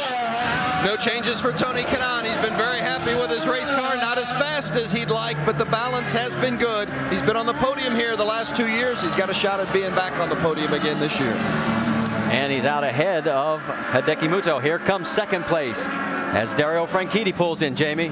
Well, Dario Franchitti mixed it up. They did not want to pit when the leader and teammate Scott Dixon pitted. No adjustments. Right side's there, you see, and he's down and away. And your leader, Scott Dixon, is in, has been quiet on the radio, not looking for any adjustments here. We'll see he'll take 4 tires, fill it up with fuel for what should be his last pit stop, trying to get his first win of 2010. You see the crew go to work. Right front crew cam. Tire up, tire on caution. We got a car in the wall, guys. And there is the damage. As you can see, it is a lot of damage on the right side. Oh, man, look at the whole Jay back Howard's wing. machine of Sarah Fisher Racing. Jay, another driver warming up here this weekend to get ready for the Indianapolis 500. Now, he had been circulating around. He was a little stronger at the beginning of the race, and then he just started to get towards the end. And you see Sarah Fisher right there in her Dollar General machine. That's the team owner. So she will go around the race course and see her car with her driver up against the wall. Jay was running 25th out of the 27 cars. That gives you an idea how much a handful he had. Milka Duno is in 26th, right behind him there.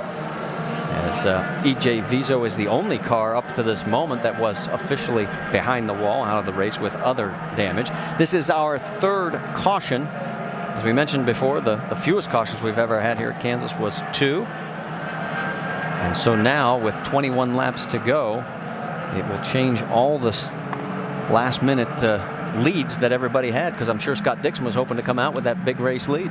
Well, in this scenario now, always a better race to the end after a yellow, because everybody gets to have an opportunity to watch the yellow car here on the high side in the frame. Actually, that's his car owner on the low side, Sarah Fisher. Now, for whatever reason, his car just starts to walk up the racetrack. We'll get another look at that, and you can see he's already hit it once, and here comes the second impact. And the momentum carries him all the way down towards turn number 1. And there you see the safety crew, and good sign. Jay is able to climb out of the car.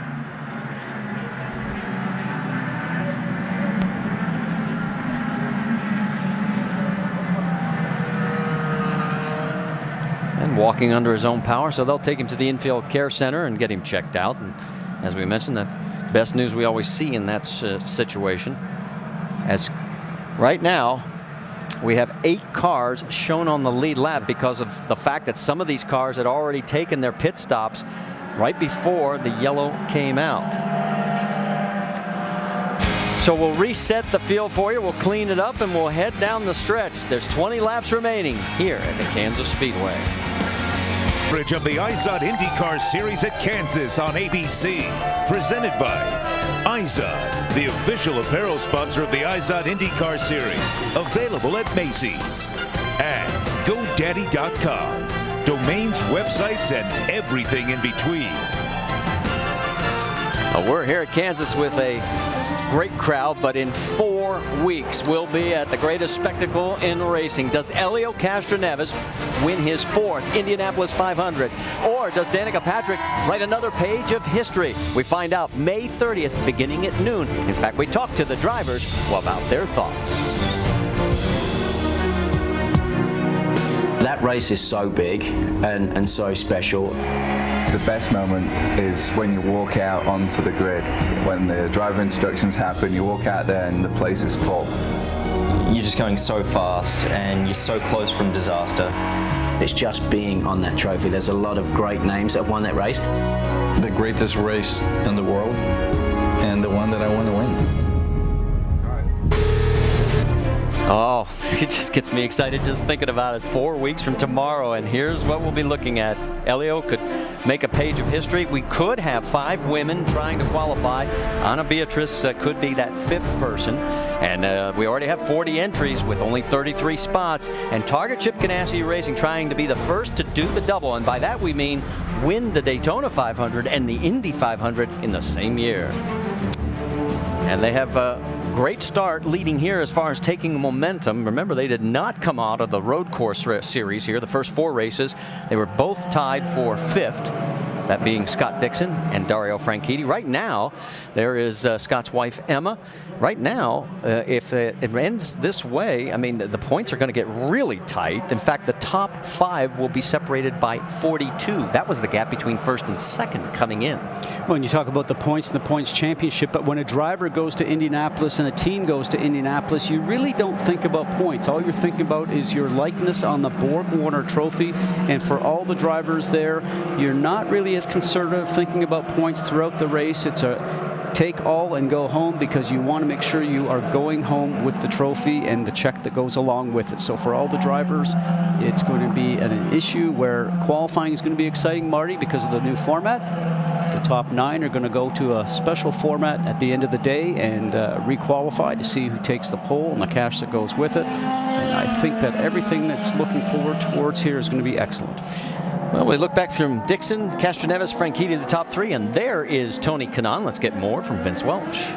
Well, Tony Kanaan has 13 overtake options left here in the final 15 laps. Here's a little bit of strategy from Kanaan on what he looks to do in this restart. Is that where you want your rear bar? Yes, sir. On the outside.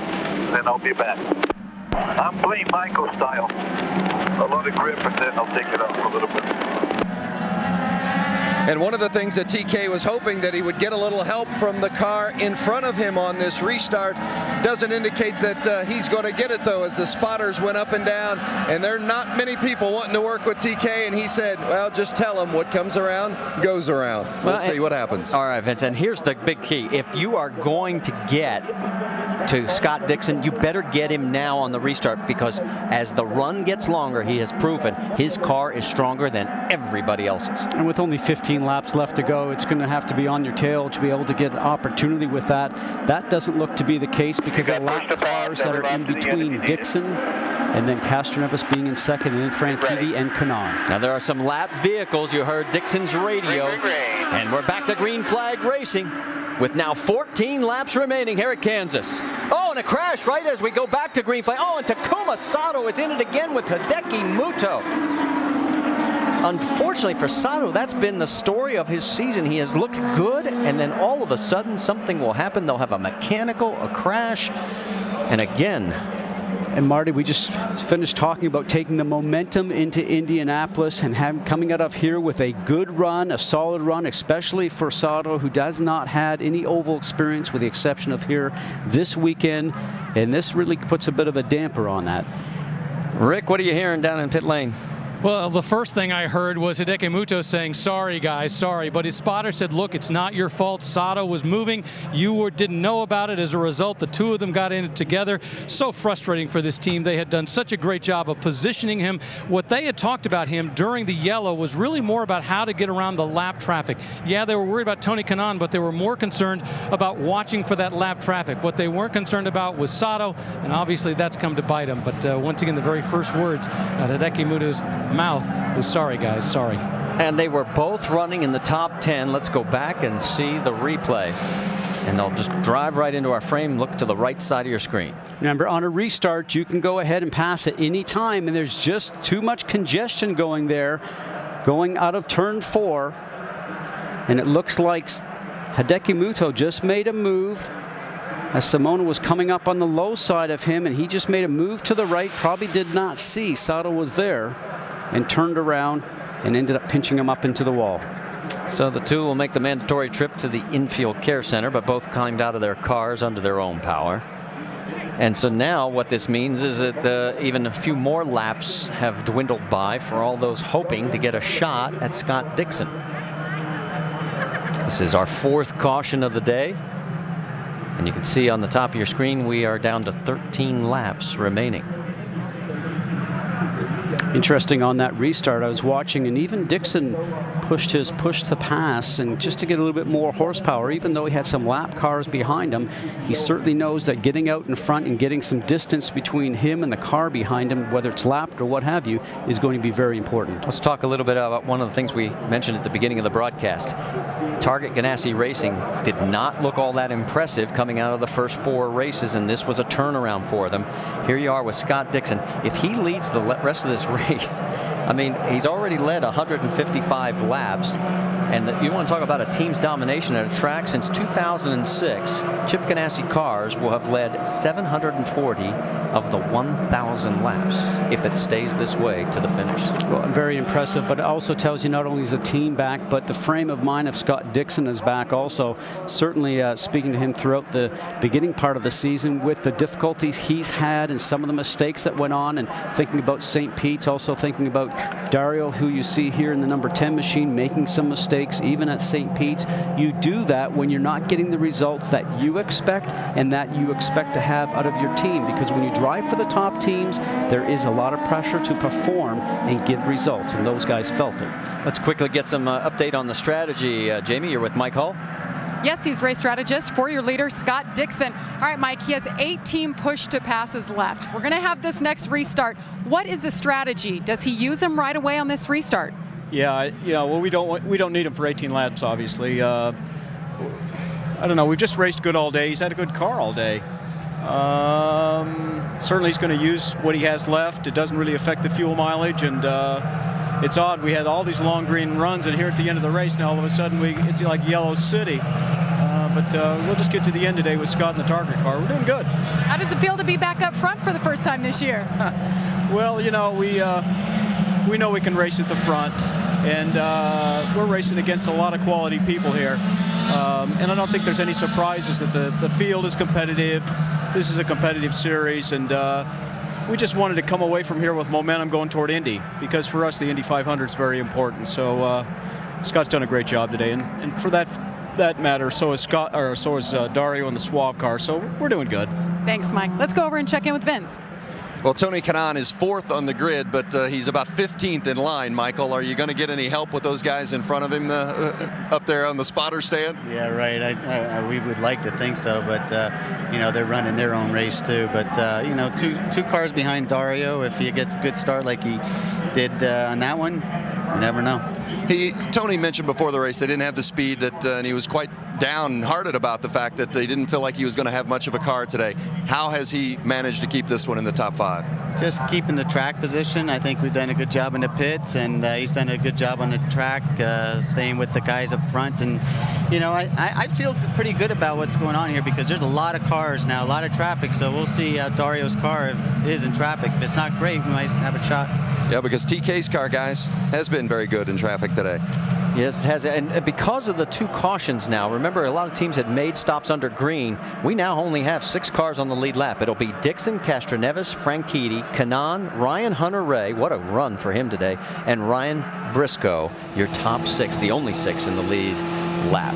Here's our Firestone lap leaders. We mentioned the fact Scott Dixon has been in control. The only time he's been vulnerable has been on the short run. And laps are winding down as we'll have 9 to go next time by. Jamie Little. Well, Chip Ganassi sitting up here for Dario Franchitti, calling the race here.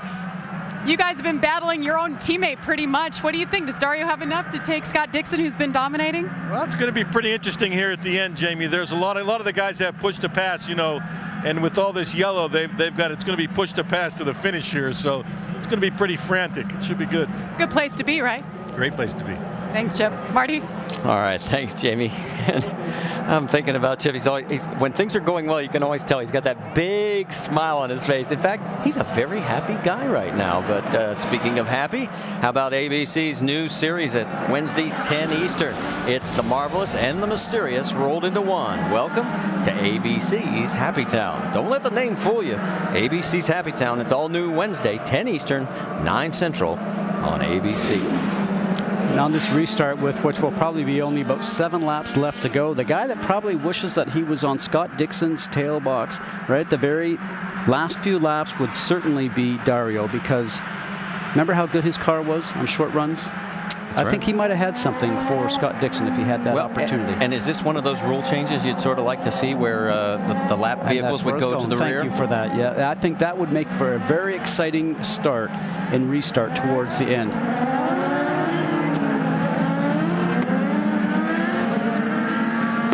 See those numbers like Tony Kanaan, 14, Ryan Hunter-Reay, 7. That's the push to pass that they have remaining. And next time by, I bet you everybody's lit up as the laps are winding down quickly. Well, they'll push it, and they'll have to have that 10-second recharge time.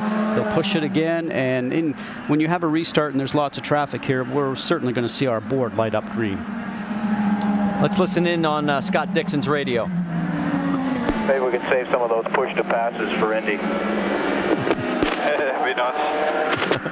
That's Mike Hull talking about saving the push to pass till the Indianapolis 500. I don't think there's rollover minutes here, is there? No, I don't think so. All right, pace car is pulled off. The field is heading down the back stretch. We mentioned just 6 cars on the lead lap, but a lot of lap vehicles in between. So Scott Dixon's in control.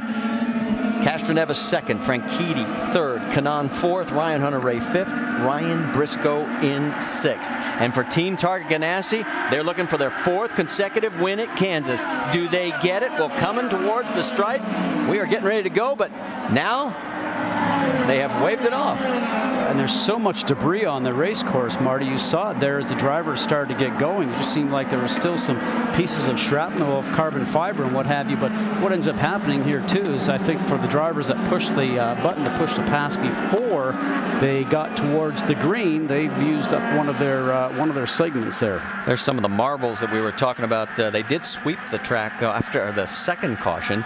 And one of those guys that did use a push was our leader, Scott Dixon. So he only has 16 left. And I got to be honest, I don't think he's going to need him the way that car's been running. Well, we may have some deal making made. Like watch the 2 and the 4. Matos and Weldon, they may get out of the way. Let the chance for the race lead go as we're back to green flag racing here with now 6 laps remaining at Kansas.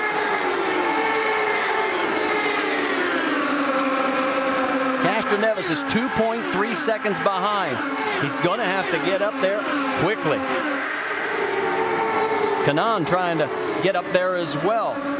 He's past the 34. Romancini.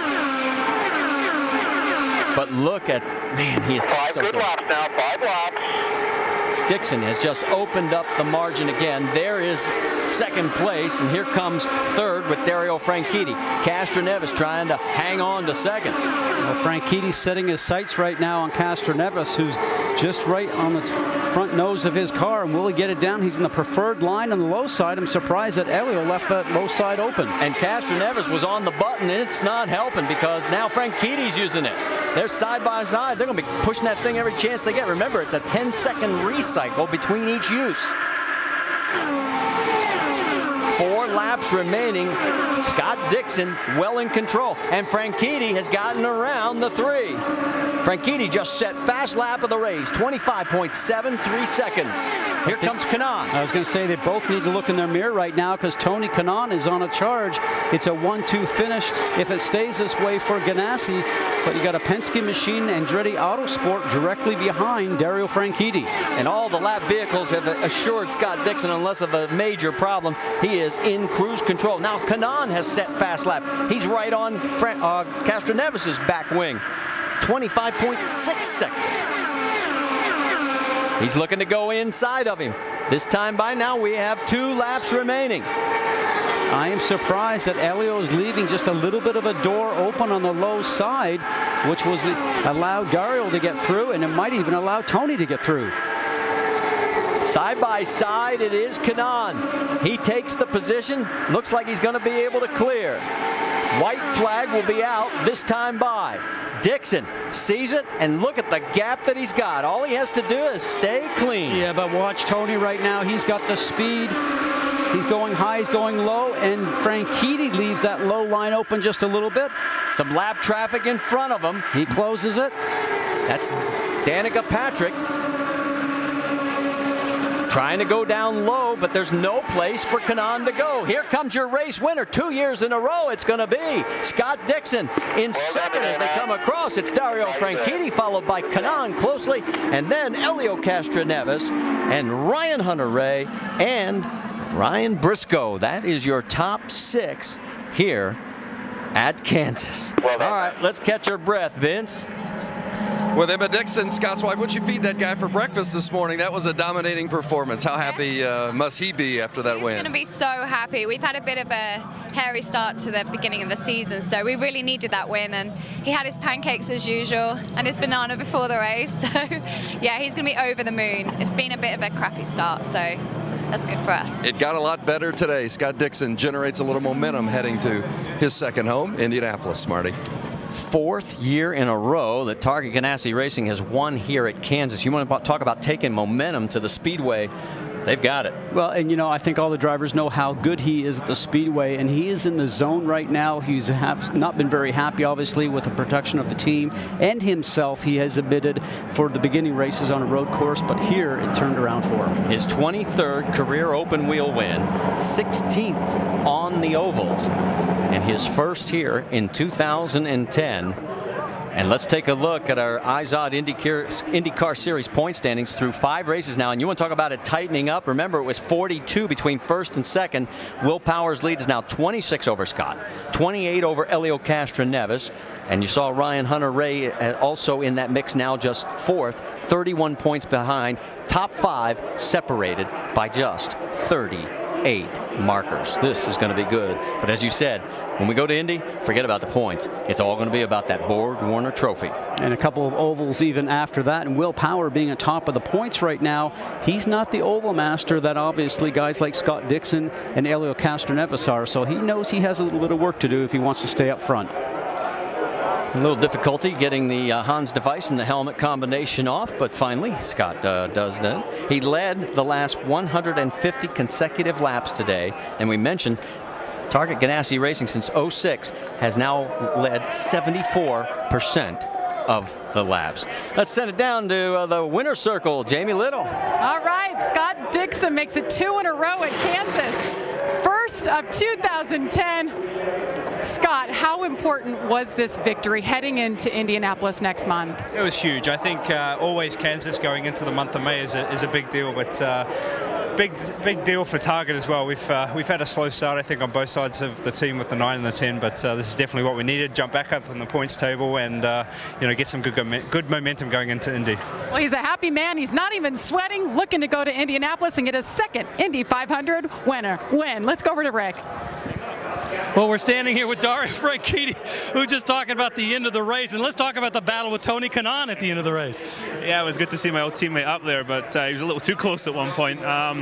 We pitted 1 lap early there. We got the yellow, and that gave Scott just a huge advantage. I don't think we had anything for him, but we were a lot more comfortable running second than when we got back in the pack. And at the end of the back markers, just getting in the way again, running 2 by 2, giving the people running for position on the lead lap nowhere to go. So we got to fix that. But it was a pretty good race today. It looked like we could run pretty closely. And I was going to say, you have to feel really good going into Indy. What does this say about Indy?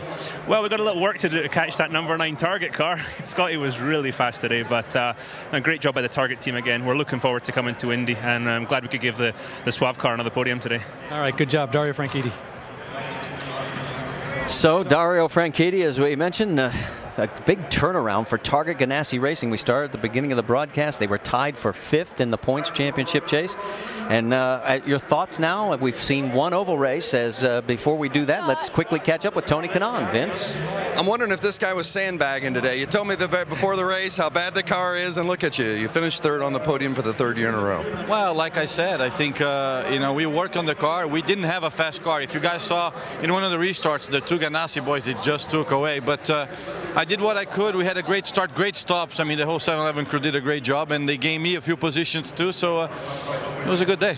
Great job indeed for TK, Tony Kanaan. Let's go to Rick. Standing here with Helio Castroneves, kind of rubbing his head, thinking about the end of that race. Let's talk about the end of the race. What was there? What did you have? What didn't you have? Yeah, unfortunately, somehow my car started building up understeer, and well, we have so much traffic in front of us. Certainly, the Target guys, they were like on the Liga des On, you know. Right, well, let's talk about that. Are you going to have something for him at Indy? Well, that's what worries me. The good news is this is different rules. You know, over there in Indy, it's a free for all. So we're not gonna let them carry this momentum. We're gonna try to make sure we work 4 times as harder so we can get it in Indy.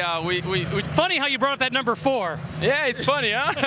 Helio Castroneves looking forward to next month, the end of this month. That's for sure. And let's talk about this. What do you expect now? We've had this first race on the oval. Well, we're certainly going to a track that Penske has excelled at, and his drivers are very comfortable at. Will Power maybe has a little work to do to get up to speed there, but Ganassi has been very strong there over the years. They have a great program there, a great aero program that makes the cars run strong. Overall, I think it's going to be a battle between those 2 teams. All right, so I'm going to make you pick up one guy. If Las Vegas is going to give an odds-on favorite, who you like right now? Oh, I mean, emotionally, I'd love to see Helio win his 4th there, but right now, I mean, Dixon seems to be so good at Indianapolis. I'm going to have to go ahead and say Dixon at this point in time. All right, well, let's set the stage for you, because the next time we see you, it will be for the Indianapolis 500, 4 weeks from tomorrow, and it'll be on noon Eastern on ABC. The Indianapolis 500 presented by GoDaddy.com. Could we have 5 females in the race?